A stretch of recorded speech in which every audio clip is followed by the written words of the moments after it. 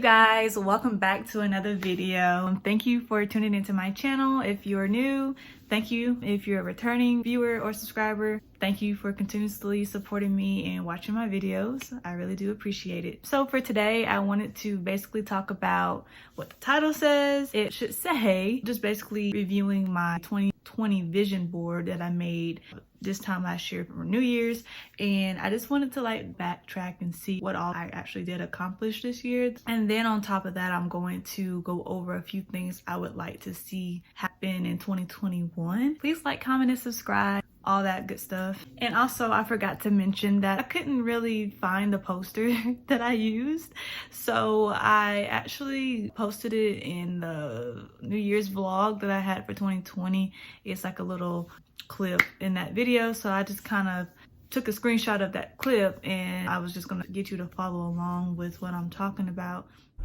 All right, y'all, so I never got to show y'all my vision board that I made last night, and I mean I like it because it's all about simplicity with me, so it didn't have to be a full-on collage like the other people who I was with last night. But this is what I put on. I just put on like Greenleaf because I want to continue on to see what's going to go on with Carissa and what she just unveiled to Jacob in the last episode, and the mama not being a part of church, like how she agreed with the deal with that white man. So I'm very in tune with the rest of the seasons of this show. I wanted to see what Jacob was going to do about Carissa, about her basically telling him that she had chlamydia. And so I saw in season 5 that they're going to go ahead and go through with their divorce. They didn't really work it out. And then another thing in Greenleaf is what I did like was that Sophia and Zora became close again by the end of the season. And then Gigi and Rick Fox, who plays Darius, is staying strong throughout the whole season. So, you know, they're still an item, so that was good to see. Even though she had to, well, that got me to my next point with AJ, her son, and his father coming back to the hometown, and basically they trying to be like a family without being a family, because, you know, they're, I don't know, like AJ's father wants them to be a family again, but, you know, Gigi's moved on and she's with Rick now. And then so I don't want to see them together anyway. They're just trying to like co-parent. And then AJ wanted them to be together, but then by the end of the season, he told Gigi that he wants to move in with his father and like be with his father.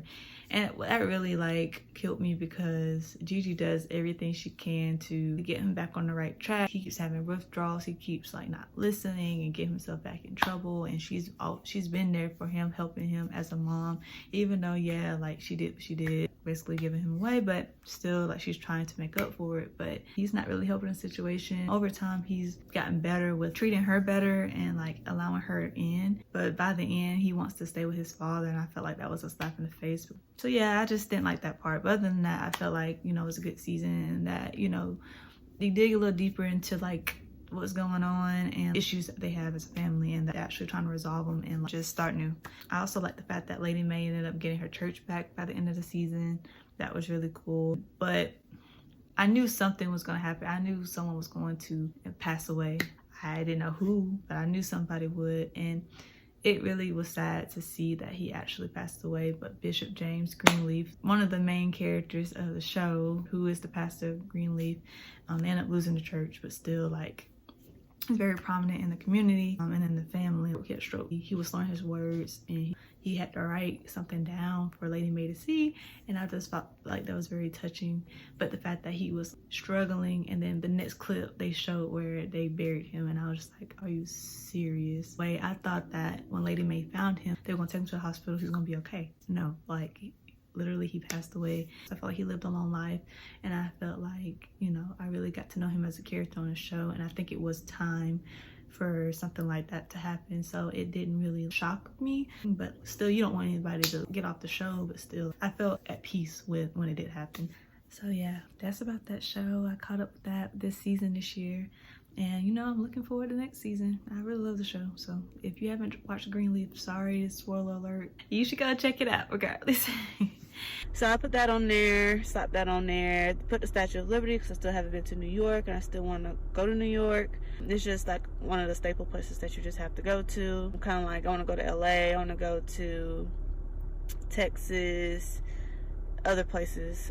I still need to go to Miami. Still haven't been to Miami. Everybody's been with their mama and grandmama and cousin, and I still haven't been to Miami. So I was never able to go to New York or any of those cities that I just named because of the fact that COVID happened. I mean, it is what it is. As long as I'm living, I'll still be able to have those opportunities to go in the future. So I'm not really too pressed on that, but still it's just like really like this is the first year that I had really nothing going on because I'm out of school, and I mean I'm still working, but still like all I gotta do is try to take off for work and then go on my trips. But there was nothing holding me back. The car, that's not the particular car that I want, but I do want a new car within the next, well, if not this year, 2020, then the next 3 years. I just need to rack up my money and start saving.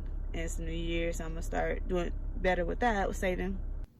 So I never got a new car, mainly because I'm still applying for PT school. Those 2 schools that I had interviews I mentioned in my life update video, I got waitlisted. So, and I won't really know if I got in until school starts next summer. So there's that. And I'm still trying to save, and it kind of put itself to a halt because of the fact that I've been spending money.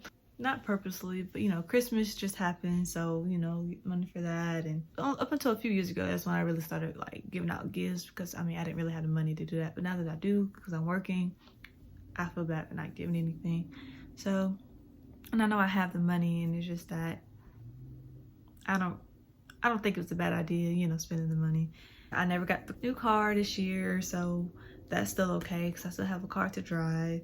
Yeah, I'm just trying to really just save all my money to go towards grad school as much as possible. Put this Prince thing on here because it's an insider with me and one of my best friends, so I'm not really going to explain too much about that. I put golf because I like sports anyway in general, so I wouldn't mind going to an actual golf course to play golf, but I definitely want to go to Top Golf a lot more in 2020. Been a few times in my life, but I definitely want to go back for that. Never really got to play golf or go to Top Golf. I think I've probably been to Atlanta, dang, maybe 3 times this whole year. I think, yeah, because I think before my birthday I went up there. Near the summer I went up there, and then maybe 4 times. 2 times I went in the fall, and other than that, never went up to Atlanta, which is very, very odd that I didn't go that often this year. But I mean, we know why I didn't go golfing like I wanted to. Didn't really go to Top Golf. It's okay though, I've been before, so I have that in my memory. Put Obama because he's forever my president, no matter the year or decade, period. Barack is still my president. He's living his best life, and I wish him nothing but happiness. He just came out with a new book. You know, I've heard that it pairs well with Michelle's. You know, they probably had the same publisher and everything, so I don't really know much about it. That's why I'm saying probably, because I haven't really looked into it. But the fact that, you know, with this book, we've all been waiting for his book and hers to tell about what happened with him and their family and while they were there in their presidency. Those 8 years, that's a long time. 8 years being in the White House as the first Black family and first Black president and first lady. If you've read his book or her book, please let me know how it was. Please let me know if it was very insightful, what you learned from it, that they didn't tell us in the media or to the public. I would really love to hear that. I can always read it myself, and I need to help and support and purchase it, but I just haven't been in my reading bag lately, so I'm not gonna lie about that. I resolve to be bold. I'm going to focus on being intentionally me in 2020, not really caring, focusing on me, what I need to do to get myself further in life. Yes, so I did focus on myself. I studied who I truly am as a person.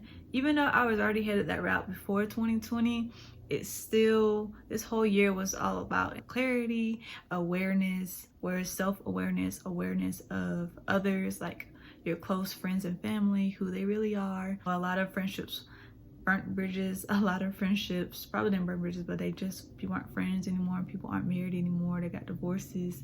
And then you look at the light where you realized I need this positive energy around me 24/7. I need to keep these people around me. I need to get this new job because this job that I'm at ain't it for me. Stuff like that, you know, just building up your courage, love, and happiness and your spirit. Everybody can vouch for that and say that. So yeah, I feel like I did just that. I was being unapologetically me this year. It's really never a time when I'm really not myself anyway, but like I said, focusing on myself and realizing who I am as a person even deeper than what I already knew. So there's that. This big picture right here, I think I mentioned it in my previous video with the Q&A, how I want to get into interior designing. And me playing this Sims game, it's really gotten me like in build mode and me actually wanting to pursue it for real. So hopefully I'll get into that this year. I didn't really get into interior design physically, like actually, part one because of COVID. Second, that's not really was my main interest for this year. Even though, like I said, I wanted it to be. You have to adapt, and so it's a lot of adjusting with like what you can really do, going about doing things with the type of year we've had. So that just really wasn't my biggest thing. But it's funny because I know I said I wanted to build like a portfolio and I wanted to get into interior design like more seriously, but the reason why I say it's funny is because I actually started an interior design poll series on Instagram. And so I had downloaded this app, and a lot of interior design apps, it's like you have to play a game in order to get points to decorate and design and stuff like that. And I actually found an app where you didn't have to do all that extra stuff. You actually was able to design, just straight design. And so I was very excited for that. It was around the time where I had got furloughed from my job and I had a lot more time on my hands. I did the series and a lot of people were very active and they were liking it. And so I was like, oh, okay, this is new, this is different. It's something that I can be consistent with because I wasn't really consistent with my YouTube channel, but I felt like that was something that I was able to sustain and uphold.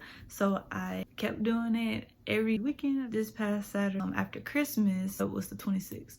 It was my last day doing the self-help series. But when I look back, I just realized I had started doing it around, I want to say April, May-ish. So it was for about a good 7-8 months that I was doing it, and I didn't realize that I had kept that up for that many months. And the fact that I didn't expect myself to continue to do it for so long either. It just kind of became a routine for me. I really like doing it, but then it became very repetitive and it became like a nuisance over time. It kind of got old too, but I was still doing it because I like interior design. You really have to be specific because that wasn't a way that I was thinking I was going to get into it, but I got into it. I had that series going, so proud of myself for doing that though.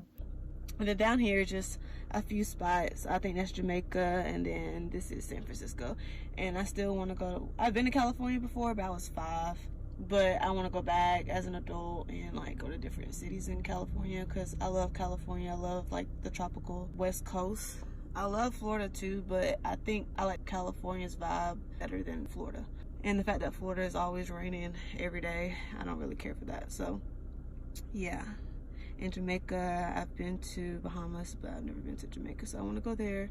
And I just want to travel the world, not just these 2 places, but I want to continue to travel the world. So that's pretty much it. Still never went to Cali, Jamaica, any of those countries, cities, states, all that. I still would like to go back to Cali. I still want to live there. I still want to live in LA specifically, but I mean, hey, if I don't end up in LA, I still want to stay in California. Say I've stayed in California, but it would have to be like in my 20s because soon I'm going to want to start a family. I don't want to be in California. I want to be in Georgia because I want to be around family. I still want to visit regardless. Like even if I don't live there, I still want to be able to visit all the time because that's still my vibe, man. I love being on the coast and like be on the beach and, you know, cool, chill vibe. And then over the year, I watched more and more new YouTubers and who are based out in LA, and just always proves me right that like, yeah, Cali is the place to be, especially when you're young.